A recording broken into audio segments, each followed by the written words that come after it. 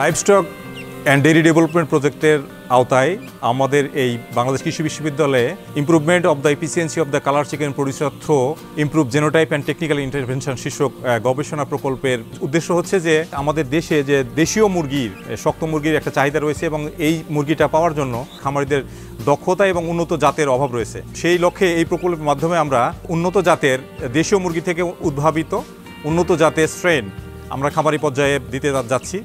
এবং মুরগির বৈশিষ্ট্য হচ্ছে দেখতে দেশি মুরগির মতো, দেশীয় জেনেটিক উদ্ভাবিত, খেতে সুস্বাদু এবং ৪৫ দিনে এর ওজন ১ কেজি হয়। এফসিআর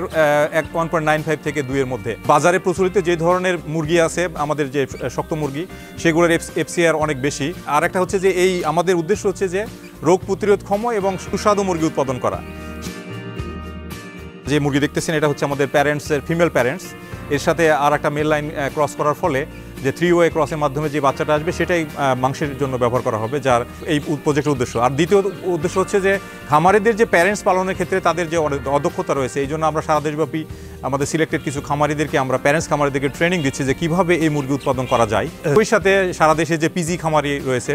প্রডিউসার গ্রুপ খামারি আছে, তাদেরকে আমরা এর মুরগির বাচ্চা আমরা দিব এবং তাদের ফিল্ড ডেটা থেকে তাদের কনজিউমার পারসেপশন এবং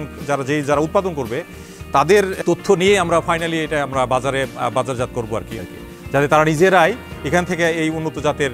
মুরগি, আমাদের কৃষি বিশ্ববিদ্যালয়ে উদ্ভাবিত মুরগি তারা নিজেরা উৎপাদন করে লাভবান হতে পারে এবং খামারের সারা দেশব্যাপী বাচ্চার চাহিদা যাতে তারা পূরণ করতে পারে।